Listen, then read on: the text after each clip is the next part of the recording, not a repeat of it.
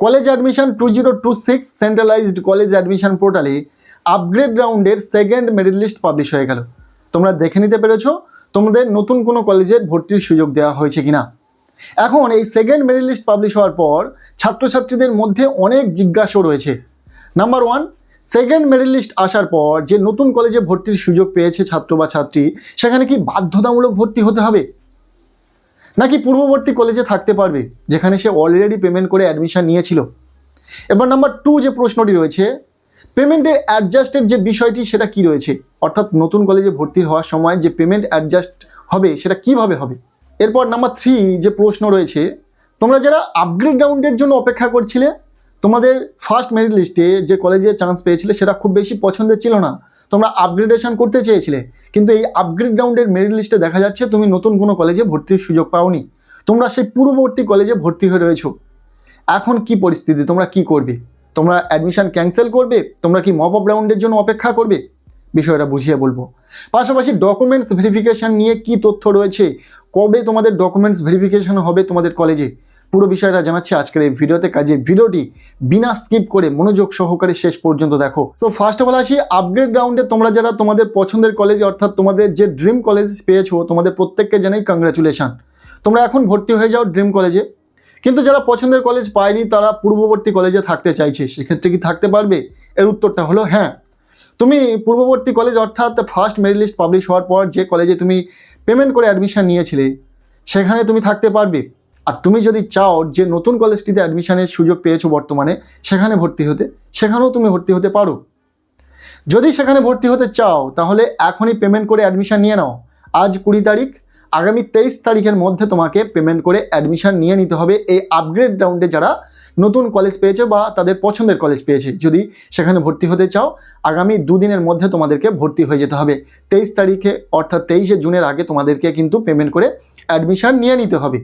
আর যারা ভর্তি হতে চাও না, পূর্ববর্তী কলেজে থাকতে চাও যেখানে তোমরা আগে পেমেন্ট করে অ্যাডমিশন নিয়েছিলে, সেখানে অবশ্যই থাকতে পারো। তার জন্য তোমাকে আর নতুন করে পেমেন্ট করতে হবে না, নতুন করে কোনো কিছুই করতে হবে না। জাস্ট যেদিনই ফিজিক্যাল ভেরিফিকেশান হবে তোমার কলেজে সেই দিনই তোমরা কিন্তু ডকুমেন্টস নিয়ে চলে যাবে এবং তোমাদের ভেরিফিকেশানের পর অ্যাডমিশনটাকে কনফার্ম করে নেবে এবং ক্লাস শুরু করে দেবে। বিষয়টা ক্লিয়ার হলো? এবার আসি পেমেন্ট অ্যাডজাস্টের বিষয়টি কী রয়েছে। দেখো, তুমি ফার্স্ট মেরিট লিস্টের পর যে কলেজে ভর্তির সুযোগ পেয়েছিলে সেখানে ভর্তি হয়ে গেছো, সেখানে যে পেমেন্টটি করেছো সেই পেমেন্টটি নতুন কলেজে ভর্তির সময় অ্যাডজাস্ট হয়ে যাবে। যদি ধরি কোনো একটি কলেজে তুমি ফার্স্ট মেরিট লিস্টে যে কলেজে চান্স পেয়েছিলে সেখানে তুমি 2500 টাকা দিয়ে অ্যাডমিশন নিয়েছিলে, 2500 টাকা। নতুন যে কলেজটিতে ভর্তি হওয়ার সুযোগ পেয়েছো বর্তমানে এই আপগ্রেডেশনের পর তুমি তোমার যে হায়ার প্রেফারেন্স পেয়েছো সেখানে তোমার ভর্তির ফিজ লাগছে হয়তো 3000 টাকা। তাহলে তোমাকে যে এক্সট্রা টাকাটি পে করার কথা, অর্থাৎ 2500 টাকা ওখান থেকে এখানে চলে আসবে কনভার্ট হয়ে, এক্সট্রা যে টাকাটি পে করার কথা 500 টাকা সেটা শো করবে এবং তুমি সেই এক্সট্রা টাকাটি পে করে দেবে, দিয়ে অ্যাডমিশন নিয়ে নেবে, প্রভিশনাল অ্যাডমিশন নিয়ে নেবে। আর যদি ধরা যায় তুমি ফার্স্ট মেরিট লিস্টে এমন কোনো কলেজে ভর্তির সুযোগ পেয়েছিলে যেখানে তোমাকে 3000 টাকা দিয়ে ভর্তি হতে হয়েছিল, অ্যাডমিশন ফিজ ওটাই, কিন্তু বর্তমানে তুমি আপগ্রেডেশনের পর তোমার যে হায়ার প্রেফারেন্সে তুমি অ্যালোটেড হয়েছো সেখানে ভর্তি হতে দেখা যাচ্ছে 2500 টাকার প্রয়োজন হচ্ছে, তাহলে তুমি ফেরত পাবে 500 টাকা। তোমার রিটার্ন আসার কথা, অবশ্যই তুমি রিটার্ন পাবে। তোমার যে রিফান্ড পাওয়ার কথা সেই টাকাটি অবশ্যই তোমার সেই ব্যাঙ্ক অ্যাকাউন্টে যাবে যে অ্যাকাউন্টে তুমি অ্যাকাউন্ট ডিটেলসটি তুমি ফর্ম ফিল আপের সময় দিয়েছিলে, সেই অ্যাকাউন্টে তোমার কিন্তু সেই টাকাটি ক্রেডিট হয়ে যাবে। তোমার কোনো টাকা কিন্তু লস হবে না। এই সেন্ট্রালাইজ অ্যাডমিশন পোর্টালে খুব ভালো একটি দিক এটা। অর্থাৎ তুমি বুঝতে পেরেছো পেমেন্ট অ্যাডজাস্টের বিষয়টি। এবার আসি, তোমরা যারা কলেজ ভর্তিতে পছন্দের কলেজ পাওনি তার জন্য তোমরা আপগ্রেডেশন করেছিলে, তারপরেও আপগ্রেড রাউন্ডে তোমাদের সেই রকমভাবে পছন্দের কলেজ অ্যালোটেড হলো না। তোমরা এখন চাইছো কি অ্যাডমিশন ক্যান্সেল করবে, নাকি যে কলেজে বর্তমানে ফিস পেমেন্ট করে প্রভিশনাল অ্যাডমিশন নিয়েছো সেখানে ডকুমেন্টস ভেরিফিকেশান করে তোমরা কনফার্ম করে নেবে তোমাদের অ্যাডমিশন এবং সেখানে ক্লাস করবে? কোনটা করবে এটা সম্পূর্ণ তোমার উপর ডিপেন্ড করছে। অনেকে রয়েছে খুব ভালো একটি কলেজে কিন্তু ফার্স্ট মেরিট লিস্টে চান্স পেয়ে গেছিলো, কিন্তু তার যে ড্রিম কলেজ সেখানে সে চান্স পায়নি। তাহলে কি দাঁড়াচ্ছে, সে সেই ড্রিম কলেজে চান্স পাওয়ার জন্য আপগ্রেডেশন করেছিল, আপগ্রেডেশনে সে সেই ড্রিম কলেজ পায়নি, সে যেখানেই ভর্তি হয়েছিল সেটাই তার রয়েছে, তাহলে সে অ্যাডমিশন ক্যান্সেল করবে? এর উত্তরটা হলো, সে যদি অ্যাডমিশন ক্যান্সেল করে আবারও মপ আপ রাউন্ড হবে, সেকেন্ড ফেজের অ্যাডমিশন প্রসেস চলবে, সেখানেও কি তার সেই ড্রিম কলেজ পাবে? এত সিট থাকার পরেও সেখানে সে ড্রিম কলেজ পেল না তার নাম্বার অনুযায়ী। সে সেকেন্ড ফেজে কম সংখ্যক সিট থাকবে, সেখানে কি তার ড্রিম কলেজ সে পাবে তার নাম্বার অনুযায়ী? এটা তো সম্ভব নয়। হয়তো সে ভালো একটি কলেজ পাবে, কিন্তু সেই ড্রিম কলেজ যেখানে সে বর্তমানে অ্যাডমিশান নিতে চাইছে সেখানে হয়তো আবারও চান্স পাবে না। তাই খুব ভেবেচিন্তে তোমরা কিন্তু অ্যাডমিশান ক্যান্সেল করার দিকে যাবে।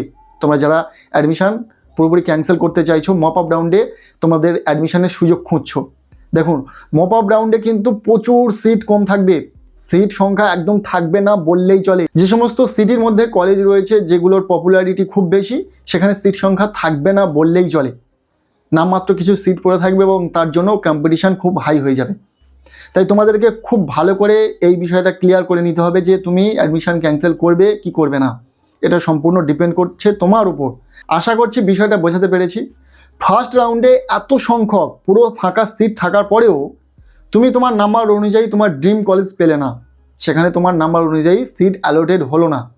তুমি কিভাবে ভাবছো যে সেকেন্ড যে রাউন্ডটি চলবে মপ আপ রাউন্ড, সেখানে তুমি তোমার পছন্দের কলেজ পাবে? সেখানে তো সিট সংখ্যা থাকবেই না, কিছু সংখ্যক সিট পড়ে থাকবে এবং তার জন্য প্রচুর ছাত্রছাত্রীরা অপেক্ষা করবে এবং কম্পিটিশান খুব হাই হবে। বিষয়টা বোঝাতে পেরেছি? তাই তুমি যদি অ্যাডমিশান ক্যান্সেল করতে চাও, খুব ভেবেচিন্তে অ্যাডমিশান ক্যান্সেল করবে। পরবর্তীতে হয়তো এমন কোনো কলেজ পেলে না যেগুলোতে তুমি অ্যাডমিশান নিতেই চাইছো। বর্তমানে যে কলেজটিতে তুমি অ্যাডমিশান নিয়ে রেখেছো সেটা তোমার খুব খারাপ মনে হচ্ছে, কিন্তু হয়তো দেখা যাবে সেই অ্যাডমিশান ক্যান্সেল করে তুমি যখন মপ আপ রাউন্ডের জন্য আবেদন করবে বা মপ আপ রাউন্ডে তোমার পছন্দের কলেজ পাওয়ার চেষ্টা করবে, দেখা যাবে তো পছন্দের কলেজ তো দূরে থাক, তুমি যে কলেজে বর্তমানে ভর্তির সুযোগ পেয়েছো সেই কলেজটিও পেলে না। বিষয়টা বোঝাতে পারছি? তাই খুব ভেবেচিন্তে তুমি সিদ্ধান্ত নেবে যদি অ্যাডমিশান ক্যান্সেল করার হয়। আর যদি একদমই তোমার পছন্দের কলেজ না পেয়ে থাকো, তোমার সেই কলেজে পড়ার কোনোভাবেই সম্ভব নয়, সেখানে উপযুক্ত ব্যবস্থা নেই, তাহলে কিন্তু তুমি অ্যাডমিশান ক্যান্সেল করতে পারো। সেটা সম্পূর্ণভাবে তোমার উপর ডিপেন্ড করছে, যেটা বারবার বলছি। আর যারা যারা অ্যাডমিশান ক্যান্সেল করতে চাও, তোমরা কিন্তু প্রত্যেকে কিন্তু মপ আপ রাউন্ডের জন্য সুযোগ পাবে। মপ আপ রাউন্ডে তোমরা কিন্তু আবারও নতুন করে তোমাদের প্রেফারেন্স লিস্টটাকে সাজাতে পারবে এবং মপ আপ রাউন্ডের যে মেরিট লিস্ট পাবলিশ হবে, দেখা যাবে যে তুমি হয়তো তোমার কলেজ পেয়েছো, তুমি নির্দিষ্ট কোনো কলেজের জন্য অ্যালোটেড হয়েছো। মপ আপ রাউন্ড নিয়ে একটি ডেডিকেটেড ভিডিও দিয়েছি, অবশ্যই সেই ভিডিওটি দেখে নিও, তাহলে মপ আপ রাউন্ড নিয়ে তোমাদের যাবতীয় কনফিউশন সব কিছু দূর হয়ে যাবে। এবার আসি তোমাদের ফিজিক্যাল ভেরিফিকেশান কবে হবে। দেখো, ফার্স্ট মেরিট লিস্ট পাবলিশ হয়েছে, তারপর তোমরা কলেজে ভর্তি হয়েছো। এরপর সেকেন্ড মেরিট লিস্ট পাবলিশ হচ্ছে, অর্থাৎ আপগ্রেড রাউন্ডের মেরিট লিস্ট পাবলিশ হয়ে গেছে এবং তোমরা যারা আপগ্রেডেশনের পর তোমাদের পছন্দের কলেজ পেয়ে গেছো, সেখানে তো অ্যাডমিশান নিয়ে নিচ্ছ।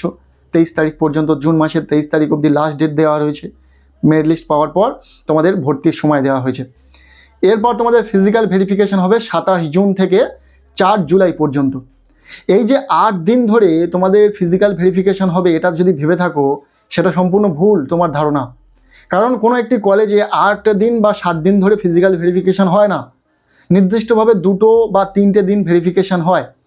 সেটা তুমি তাহলে কিভাবে জানবে যে তোমার কলেজ কী বার তোমাদের ভেরিফিকেশান করবে, কোন কোন ডেটে ভেরিফিকেশান করবে? সেটা জানার জন্য তোমরা সেই কলেজের অফিসিয়াল ওয়েবসাইট ফলো করো, সেখানে নিশ্চয়ই নির্দেশিকার মাধ্যমে জানিয়ে দেওয়া রয়েছে। অফিসিয়াল ওয়েবসাইটে কিন্তু নিশ্চয়ই নোটিফিকেশান আকারে জানিয়ে দেওয়া রয়েছে যে কোন কোন দিন বা কোন কোন ডেটে সেই কলেজে ফিজিক্যাল ভেরিফিকেশান হবে, যারা নতুন এই কলেজে ভর্তির সুযোগ পেয়েছে বা ভর্তি নিয়েছে, প্রভিশনাল অ্যাডমিশান নিয়েছে পেমেন্ট করে। সেই ডেটে গিয়ে তোমরা কিন্তু তোমাদের ফিজিক্যাল ভেরিফিকেশান কমপ্লিট করে নিতে পারবে। দেন তোমাদের অ্যাডমিশান কিন্তু কনফার্ম হবে। তোমরা যে অনলাইনে পেমেন্ট করে অ্যাডমিশান নিচ্ছ সেটা হচ্ছে প্রভিশনাল অ্যাডমিশান, সেই অ্যাডমিশানের কোনো ভ্যালিডিটি থাকে না। তুমি যদি কলেজে গিয়ে ফিজিক্যাল ভেরিফিকেশান না করো, তোমার অ্যাডমিশান ক্যান্সেল হয়ে যাবে। তাই তোমাকে অ্যাডমিশান কনফার্ম করানোর জন্য তোমাকে সেই কলেজে গিয়ে ফিজিক্যাল ভেরিফিকেশান করতে হবে এবং ফিজিক্যাল ভেরিফিকেশানের সময়ও অনেক স্টুডেন্টের অ্যাডমিশান ক্যান্সেল হয়ে যায়। তার কারণ অনেকে ভুল তথ্য দিয়ে কিন্তু অ্যাডমিশানের সুযোগ পেয়ে গেছিলো।